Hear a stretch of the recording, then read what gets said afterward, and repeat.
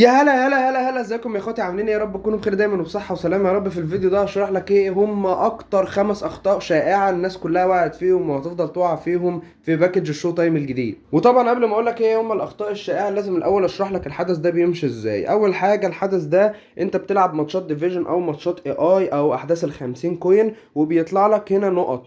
في النقط دي انت ليك بس 10 نقط في الاسبوع الواحد، وبكده الحدث مكمل معانا لمدة 3 أسابيع متكاملة، والتلات أسابيع ورا بعض، فأنت هتحصل على 30 نقطة وهتحصل على 30 فتحة من الباكج الشو تايم الجديد.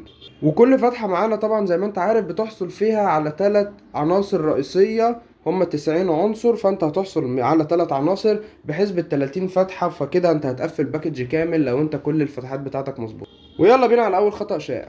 اول خطأ شائع معانا وهو ان انت اول ما بتحصل على النقط وبتلعب ماتشات الديفيجن وخلاص اخدت النقطة اللي انت هتفتح بيها الباكج، تروح تجري على طول تفتح شوية على داني اولمو، وبعدها تجري شوية تروح تفتح شوية على ماكاليستر.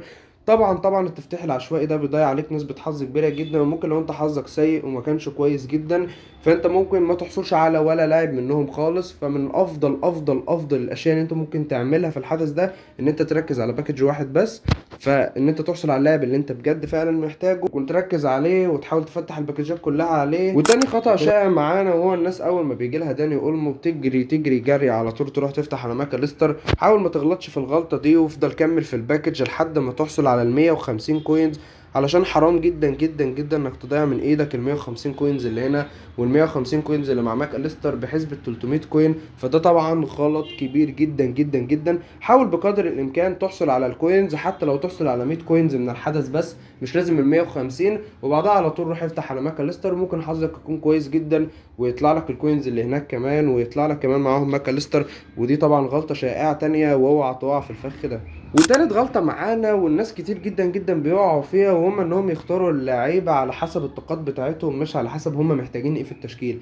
حاول بقدر الامكان تختار اللاعب اللي انت فعلا محتاجه في التشكيلة عندك. يعني مش عشان داني اولمو مثلا طاقته قوية فانت تجيب داني اولمو، او مش عشان ماكاليستر طاقته قوية فتروح تجيب اللاعب ماكاليستر. حاول تركز بس على اللاعب اللي فعلا تشكيلتك محتاجاه. ولو انت مش عارف ازاي تعرف تختار اللاعب ومتوتر وقلقان، هتنزل بس في الكومنتات وهتبعت لي اسم التشكيله بتاعتك وارد عليك بنفسي في الكومنتات واقول لك انت فعلا محتاج مين من الباكج. ورابع غلطه معانا وهو ان انت اول ما بتحصل على الباكج وبتحصل على داني اولمو وبتحصل على ال 150 كوينز، في ناس بتفضل مكمله تفتح في الباكج، وده طبعا غلط شائع كبير جدا. انت خلاص حصلت على الكوينز وحصلت على داني اولمو، فانت خلاص الباكج ده ما عادش له اهميه كبيره بالنسبه لك، فطبعا لازم تروح بعدها على طول للباكج اللي فيه ماك اليستر وتخلصه طبعا وتحصل على ال 150 كوينز كمان اللي فيه.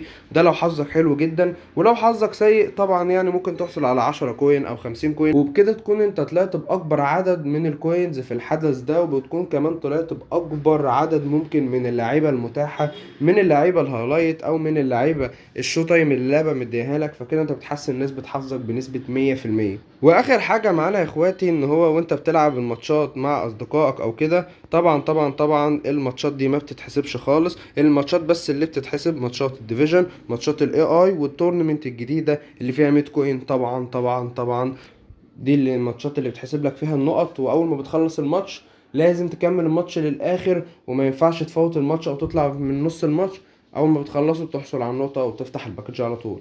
واتمنى ان انا بكده بسطت لك الموضوع خالص، وخليت ان انت عارف انت هتعمل ايه وهتفتح على الباكج ده ازاي وازاي تحصل على النقط، وفهمتك الحدث وكل حاجة. فبعد ما انا عملت لك كل ده اتمنى تنزل ترزع اللايك المتين وتحط سبسكرايب وتنزل تصلي على النبي في الكومنتات. ولو محتاج مساعدة في اي حاجة تنزل تحت في الكومنتات وتكتب لي اسم التشكيلة بتاعتك وتقولي على اللاعب اللي انت فعلا محتاجه في تشكيلتك، وانا هساعدك فيه وهختار معاك وهقول لك على اللاعب اللي انت محتاجه. والى اللقاء.